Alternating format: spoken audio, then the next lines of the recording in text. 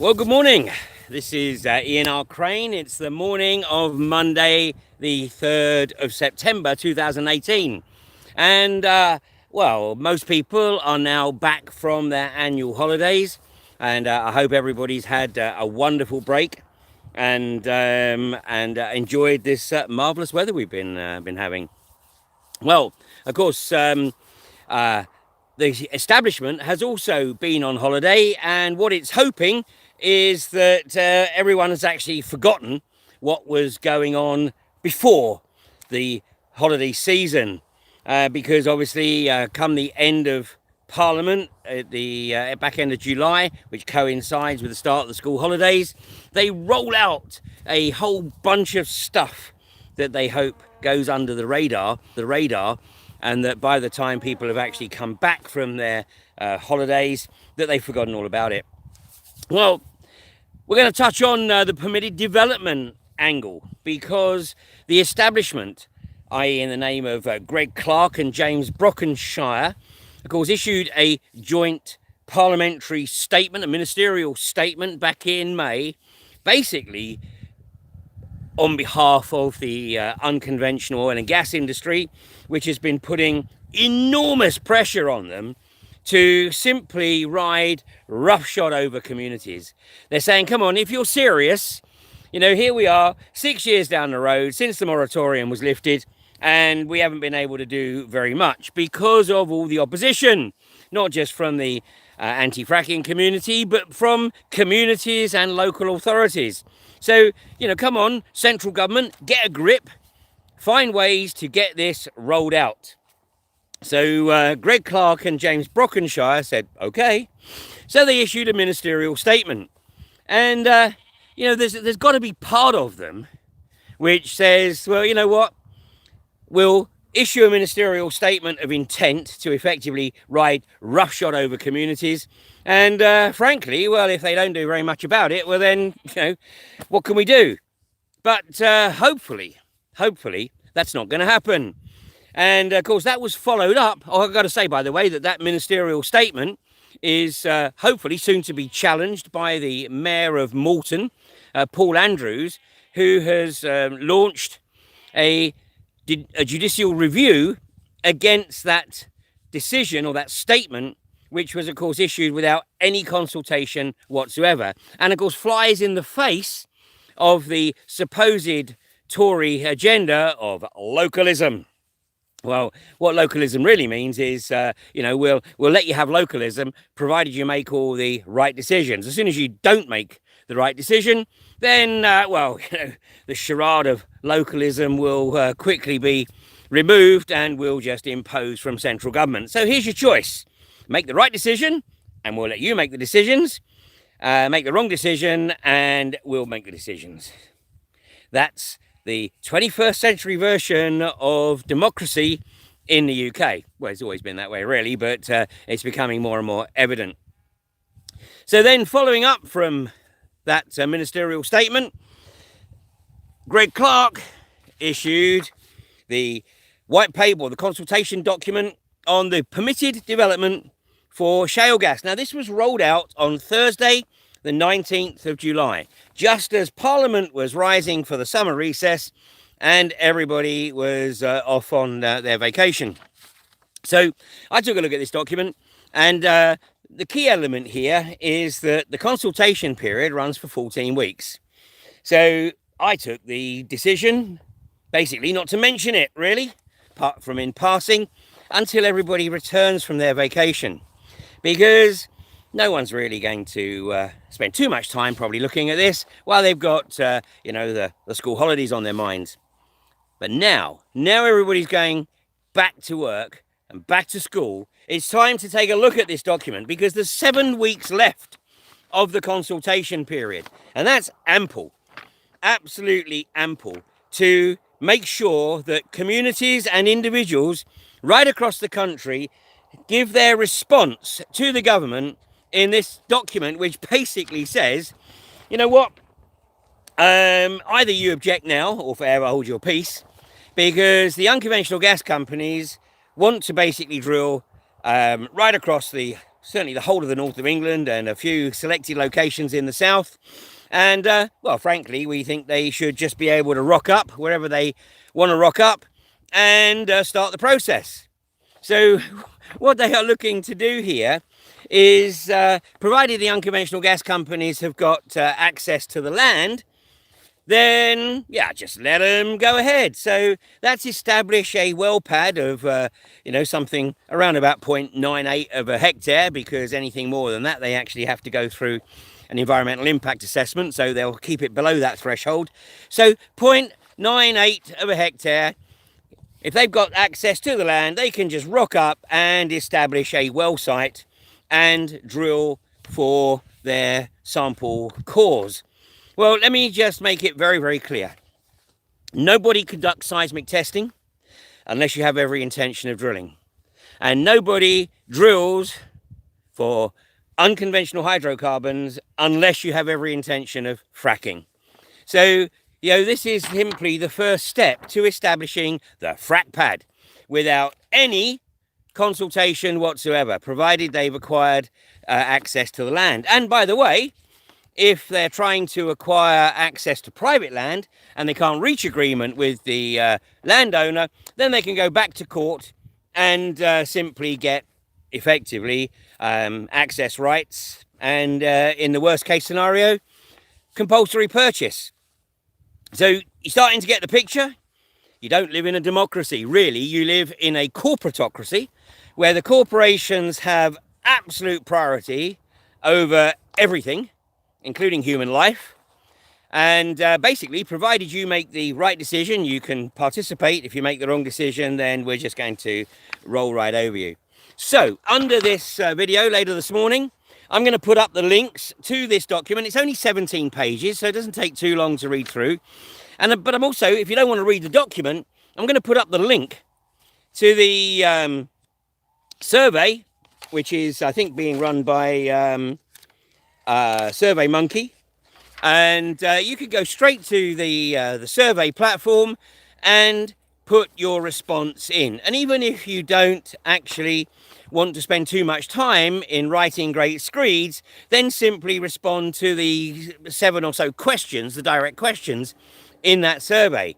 And then if you do feel that you have the time, obviously, you can go back in and you can add your comments. But what's really important is that between now and I believe it's October the 19th or thereabouts, Thursday the 26th of October, actually. It's Thursday the 26th of October. That's 14 weeks from the 19th of July. So there is 7 weeks to get the responses in. And this is absolutely crucial. And, please get on to your elected representatives. Yes, I know all the arguments that they're a complete waste of space, but they are your elected representatives. And in fact, they want you to think that they're a complete waste of space because they want you to leave them alone. Haven't you realised yet that the way democracy works in this country is that these guys, these socio-psychopaths who believe that, they can actually get into public office to benefit humanity, very quickly learn once they're in office that actually they can actually benefit themselves a lot more easily than they can the rest of humanity. So, well, might as well take advantage, eh? So they want you to think that they're a waste of space so that you leave them alone, so that you don't get on their case. So that once they've got your vote is like, thanks very much, adios, see you at the next election. Well, it is absolutely crucial, particularly on this, that the elected politicians start to realise that they are under scrutiny like never before. So I might mention this once or twice over the coming weeks, and keep posting these links.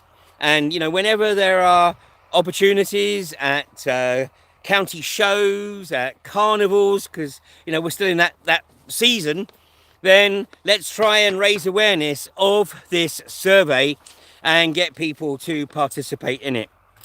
And of course, today, as another element of the democratic process being ridden roughshod over, because in the civil courts in London, today Justice Mail will make his ruling regarding the INEOS injunction application. Not sure really why he wanted to take so long to consider, seeing as Justice Morgan, back, what is it now, about 6 weeks ago or so, Justice Morgan in the Manchester Civil Courts decided, basically, after simply hearing the presentations from myself, from Bob Dennett, and of course from Quadrilla, that he didn't really need any time to think about it at all. He could simply put the injunction in place. So Justice Mail has taken a little bit more time to consider his response. So there is still a faint glimmer of hope that he does the right thing and taps into that vein of humanity somewhere beneath those robes, and rules that the injunction should not be applied, that there is in fact a good case for opposition to be mounted against UCOG at Horse Hill and wherever else that UCOG think that they should be able to operate without scrutiny and without any public opposition. So if you're anywhere around the civil courts in London this morning, then do get along and witness Justice Mail making his hopefully historic decision, because if he makes the right decision, that gives us the opportunity to perhaps get Justice Morgan or whomever to reconsider the Quadrilla decision back in July. And of course, the INEOS injunction is still being appealed, and that appeal hearing is scheduled for next March. Well, let me make it abundantly clear.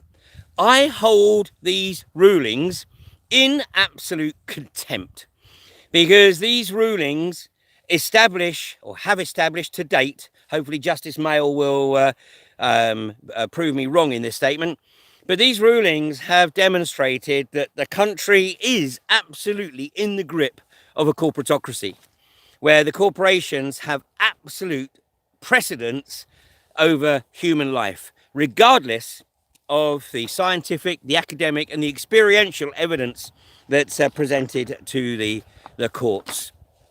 So, game on, hey?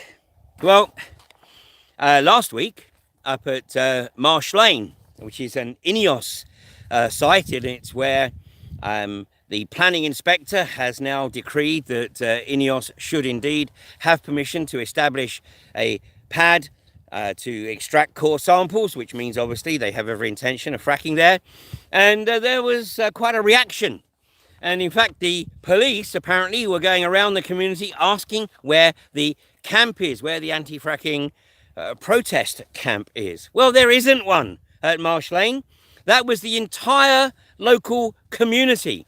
And of course, the farmer who has sold himself, his family, and his land to INEOS reacted, and here he drove his tractor directly at one of the protectors. Now, I have seen that footage, and that footage, I believe, is now in the police files, and hopefully the Crown Prosecution Service will do the right thing and prosecute the farmer, who can clearly be seen to be revving up his tractor and driving it directly at one of the protectors. And of course, if that had been the reverse, if that had been one of the protectors driving at the landowner, of course it would be all over the front pages of the national press.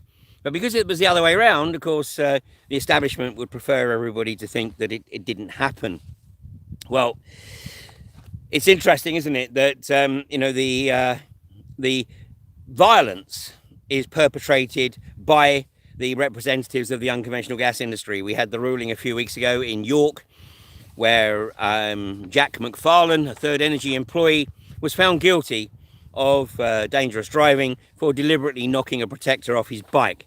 And let's hope that the Crown Prosecution Service and the courts might actually do the right thing here and pursue the farmer for a similar offence. And of course, failing to stop because he didn't get out of his cab to check the well-being of the protector or the local resident that he'd run over, he simply reversed and then drove off through a hedge. And it has to be also acknowledged that the farmers have a permanent guard of INEOS. I mean, this really shows the degree to which this country has descended into a corporatocracy, where private security is deployed to walk alongside the farmers who have sold their soul and their land to these companies. Well, that's it from me today. First broadcast of the season. I'm going to be back every morning. I'm going to be as much of a bane and a pain to the establishment as I possibly can be, as we continue to draw attention to the opportunity to shut this industry down once and for all. I believe that there is an increasing level of awareness of the dangers associated with unconventional gas exploitation. What occurred in Marsh Lane last week shows that, you know, some of these communities, they're on it, absolutely on it, and then just not going to roll over and let these companies roll back in. I'll be back tomorrow morning, but I will also be back on Thursday evening with Fracking Nightmare and Humanity vs Insanity. And this may be the last episode of Fracking Nightmare, because future episodes are going to be tagged the Fracking and 5G Nightmare. Because if people think that fracking is a problem, and of course they know it's a problem, then those people also need to start taking a look at the pernicious 5G electromagnetic frequencies, these microwave frequencies, and the damage that EMF will do. So this is an attack literally above and below. As above, so below. How absurd is that? Anyway, thanks for joining me today, and I will catch you tomorrow morning. Take care now.